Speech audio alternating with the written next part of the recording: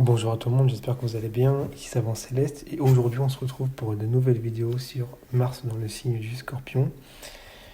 Alors Mars, vous connaissez déjà, Mars c'est une planète qui est très vue de la Terre, c'est une planète qui est toute rouge, hein, donc elle a une couleur rougeâtre. Euh, Quand on voit ses mouvements par rapport à la Terre, elle a des mouvements très brusques. C'est-à-dire qu'elle a une marche directe suivie de brèves rétrogradations. Donc c'est une marche sous forme d'à-coup. C'est comme si en fait je vous lance une balle et enfin vous la recevez. C'est un peu la même énergie. C'est une énergie d'à-coup assez imprévisible et donc qui nous fait comprendre une certaine violence et une certaine combativité dans la planète Mars. Le signe du Scorpion, à contrario, qui n'est pas si différent de la planète Mars, c'est un signe qui est plutôt secret, donc qui est plutôt, comme tous les signes d'eau, empreint d'une grande émotivité, qu'il ne va pas forcément montrer, mais qui lorsque le tremplin d'émotions devient un peu trop extrême, va le ressortir et peut donner euh, enfin, peut donner cette violence sous forme d'actes assez violents avec une intensité rarement vue. C'est également le signe de la mort, comme vous le savez, mais également de la sexualité, parce que la sexualité est une forme de transformation. La naissance est une transformation, donc la sexualité est une transformation qui permet de donner la naissance. Et c'est également le signe de la transformation, je l'ai dit, et de tout ce qui est extrême, de tout ce qui est intense. Donc quand on associe Mars, qui est en domicile évidemment, donc Mars est très très bien dans le signe du Scorpion, dans le signe du Scorpion, ça va donner déjà une action, donc euh, une force extrême. C'est des gens qui ont souvent un... Parce que Mars, c'est le réservoir. Vous voyez le sigle de Mars, c'est un espèce de rond avec une flèche. Donc le rond symbolise le réservoir et la flèche symbolise l'action qui va être mise dehors, donc qui va être dirigée vers quelque chose, vers une activité, vers quelque chose de concret. Donc Mars, dans le signe du Scorpion, donne des actions extrêmes. C'est des gens qui sont souvent extrêmes parce que, étant dans un signe d'eau, l'eau est... l'eau est un mélange de froid et d'humide dans l'astrologie traditionnelle. Donc le froid condense, cristallise comme un glaçon et l'humidité est plutôt adaptatif et plutôt un petit peu changeante. Donc quand vous avez cette énergie d'eau mélangée avec l'énergie de Mars, au domicile, ça donne des poussées d'adrénaline extrêmes qui refont surface tel un volcan et qui peuvent donner lieu à des actions qui peuvent être extrêmement intenses, qui peuvent aller très très loin parce que le Scorpion n'a aucune limite en réalité. Planète et domicile de Mars, forcément la seule limite qu'il a, c'est la limite qu'il s'est donnée lui-même. Parce qu'étant un signe émotionnel, il va donner de l'énergie à la hauteur des émotions qu'il a reçues. Parce qu'il ne faut pas oublier que le Scorpion est un signe qui est très émotif, donc et sensible. Donc c'est un signe qui est très réceptif et forcément plus il va recevoir, plus il va piquer avec intensité et plus ça fera mal. Également, Mars, c'est les désirs. Dans le signe du Scorpion, qui est un signe sexuel, évidemment parce que c'est la transformation via la sexualité par la naissance. Ça peut donner lieu à des désirs qui sont extrêmement sexuels. On a une force libidinale intense dans le signe du Scorpion. Et si vous l'avez, bah, il faut en profiter parce que vous avez la capacité de créer des choses, vous avez la capacité de produire avec une sensibilité intense des choses dans ce monde.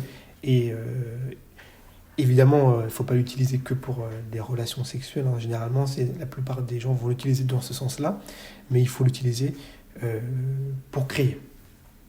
En tout cas, vous avez un réservoir qui a quasiment aucune limite. Symboliquement, ici, c'est Mars Dans le signe du scorpion, le scorpion c'est un peu le signe des ténèbres, le signe des bas-fonds, de la mare où on ne voit pas ce qui se passe à l'intérieur.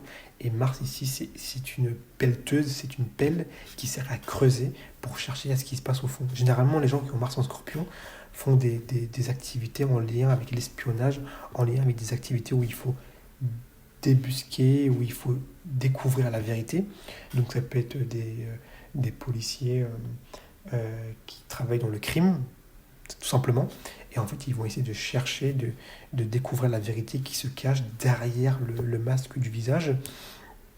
Parce que eux, ce qui les intéresse, c'est de savoir ce qu'il y a derrière. Ok.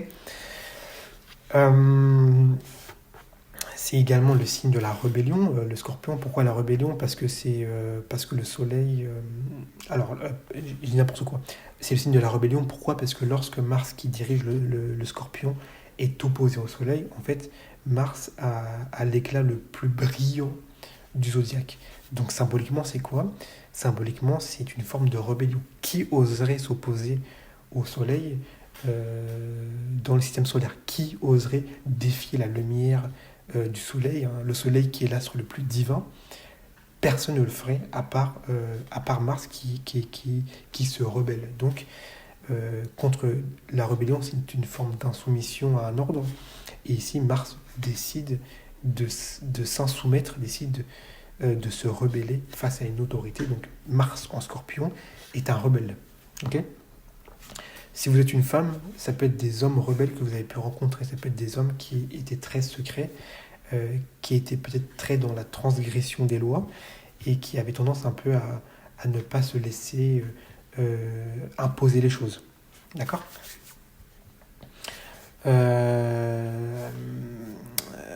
On peut dire toujours beaucoup de choses. Hein. Mars en Scorpion, c'est également ici l'action secrète. C'est l'action qui va chercher à débusquer les secrets, comme je l'ai dit, mais c'est l'action qui agit en souterrain.